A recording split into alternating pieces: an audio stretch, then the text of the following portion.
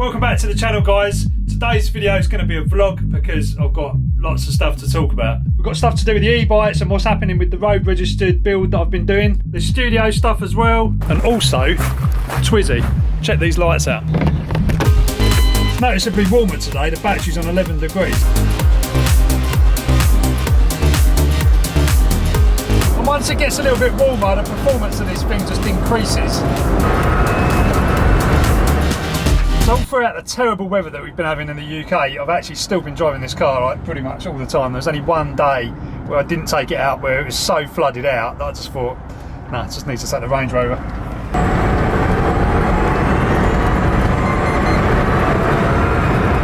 But the new windows have been holding up really, really well, so that's good. So if you've got a Twizy and you want some decent windows, go check out our store, they're in there. Also, if you remember, I did the little foot heater thing in here a couple of videos back, so go check that video out as well, but this has been working pretty well. Right, I want to show you something anyway. Check these lights out. So these are they're commonly known as like Daymaker. They're very similar to the ones that I've got on the Twizy, but basically these have got this kind of ring around the outside. Apologies if you're getting a load of wind noise anyway, but I'm going to cover how I fitted these in another video because I kind of started to shoot some video on it and then it turned out to be a bit of a nightmare. You can see actually they're not quite lined up. So yeah, I'll probably do that in another one, but I think they're looking pretty good. The rest of the car is so in need of a decent clean. This is just disgusting. Back on charge.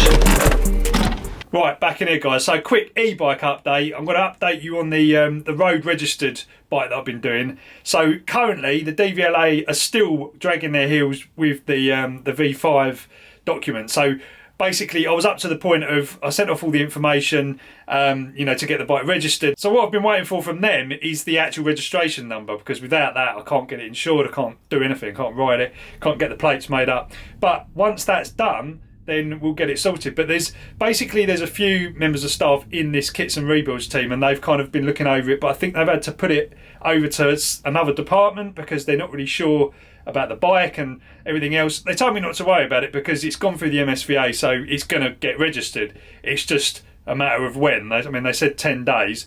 They've referred it to this other department and it could take, you know, 10 days. So I think it's been 10 days now. So I'll drop them an email on Monday, Saturday now, and we'll see kind of where that goes. But the bike's ready. It's ready to go.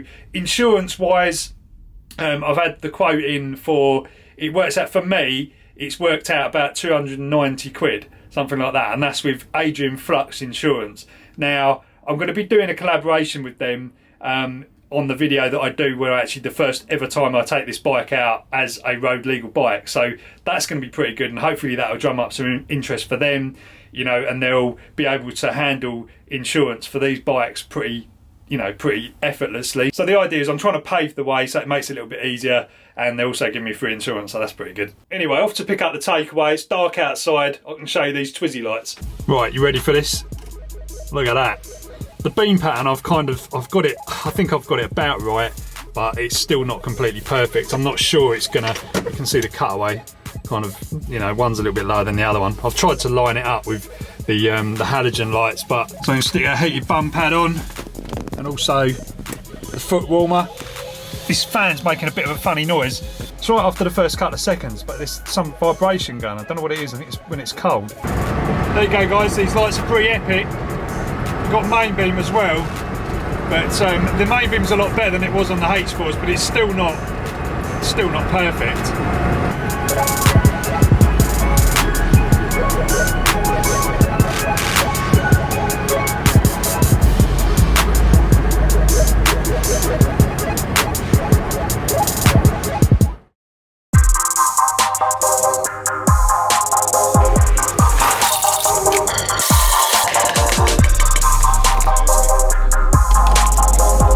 Needed a nice strong coffee this morning to sort out my head, to try and get my head around this MIDI issues that I've got in here.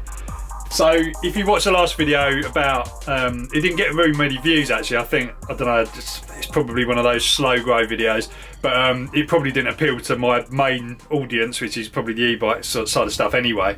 But I'll say this now, I'm going to be doing some more videos about music technology, because there is definitely a market for it, and it's something else that I want to kind of grow on here as well. So if you don't want to watch that, just skip over those videos, but I'm going to try and increase the amount of videos as well, so we're sort of covering kind of everything. So electric vehicles, solar, you know, studio stuff, music, all the things that are the main key things that this channel always was been, but it kind of had a big growth period because of all the e-bike stuff. Anyway, I'm trying to sort out the studio here. So basically everything's connected together by MIDI, and I've explained this before.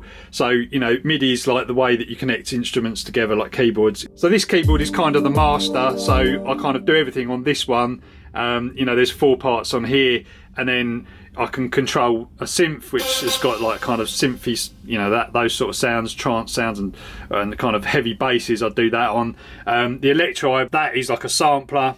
Got a drum machine there which I've had for a while, but what I'm trying to do is I'm trying to get it so that I can actually use the sequencer on here to control some of the other gear. So I do, as I say, I do a lot of stuff on here, and I kind of make a lot of music using this, which has got 4 parts, so drums, a couple of synths, and that's good for a sketch pad. But if you kind of want to kind of expand sounds out, you want to be able to control all the other gear as well. But the limitation with this is it's only got 4 parts, so you can use the electrode to actually expand that, or actually use the electrode to create whole songs if you really want to. But it's better to control other synths and everything else that I've got in here. Anyway, the long and short of it is, at the moment it's not working because this electrode actually lacks a MIDI through. So if I want to play something in, I'll just hit the keyboard button, and I can play that instrument from here, which is pretty cool. It works in that way, but you can't trigger it at the moment. That light's flashing and it's triggering it, and it triggers when you push that. But the reason why it won't work is because it's not passing this information from this keyboard into here and then back out again to that keyboard. So if I stick it on channel 2, it will actually trigger that. So, you know, that's working fine because it's a proper keyboard with a through, but this is a pain.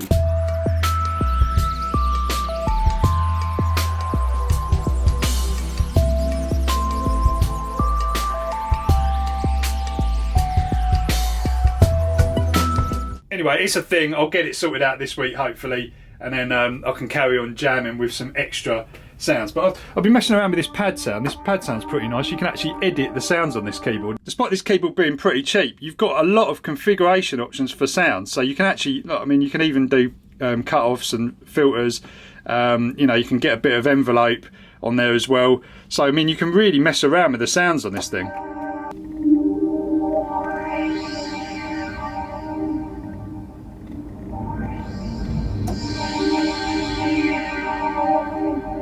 Some pretty nice filters. Right, it's the next day now. I've had a lot of stuff to sort out this morning because China has just come back online for this whole coronavirus situation. So good news is they're back. So if you're waiting for orders and stuff like that, then they're going to start coming through, and you'll be getting an email about that. So don't worry, the stuff will come. It's just been a bit of a mare, that, but it's all good now. Anyway, I've just got this email from this is from the DVLA. And they're basically asking for some more information about the bike. I don't know how long this is going to go on for now because it's just getting a bit silly. But they're basically asking now for orders to enable us to process the application with the current registration. We need to send us declaration to summarise you manufactured the vehicle and confirm the components used to build the bike are new unused. Well, I've already done that. I don't know why they want this information again. But like all these things, when the DVLA asks for like a declaration, I think it's literally just like a bit of paper, you know, with your signature on, saying basically what they're saying here, you know, the bike's new, and they're saying if this cannot be supplied, then the vehicle would be registered with a Q mark. So yeah, I mean, either way I don't really care, but it'd be nice to get it on a 19 or even a 20 by the time they probably sort this out. So that's moving along. Right, I've sent that email off, so hopefully I'll get a reply soon and we can get this bike running. Anyway, I've got something new I want to show you. Check this out. This is one of the new type e-bike batteries that we're going to be doing. So this is a 36 volt 7 amp hour. So effectively this is for a 250 watt kit, and that's what we're basically updating at the moment. We're going to be doing the 250 watt road legal kits as well as the super high power ones, and that is what's in this box here, one of the samples that we've been sort of working on. So let's have a look at what's inside then. So if you've ordered one of these kits before, you'll be familiar with how they come.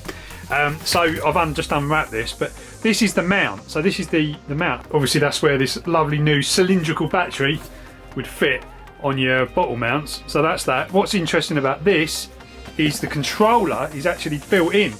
So the controller is now built into the base, and you've got this HiGo connector which connects to the motor. So that makes it really easy if you want to disconnect the motor wheel. Say you get a puncture or something like that, you can just basically whip that off easy. And then you've just got a couple of connectors here for the display, which I'll show you. Now this is really nice, this new display that we're doing. So here's all your other stuff. You've got a throttle control, you've got your normal cable brake levers. You can swap these for hydraulics, which will be on the website as well. But check this out. So this is the new display, super low profile, not going to get in the way. You know, everything about this kit is more refined than the other ones, well, particularly the previous 250 watt ones that we've been doing. You know, if you've got the 2000 watt one, that is still obviously the latest one. Because on the high power kits, you can't really do this sort of thing because the controllers tend to be a lot bigger. I mean, you know, Grin do the phase runner, which is quite small, so maybe something can happen in the future, you know, if we can get some smaller controllers. But, you know, up until now, you do need the controller. For the high power kits, you need it separately. But this one is built into the battery bracket, which is just super cool. In this box, there's the charger. So this is like another D-power charger, which are pretty good quality. And this one's a 42 volt. So this obviously is a 10 cell battery, 36 volts, 7 amp hour, 250 odd watt hours. So for the European 250 watt, 15.5 mile an hour kind of market, this is going to be the thing to get if that's what you want to do.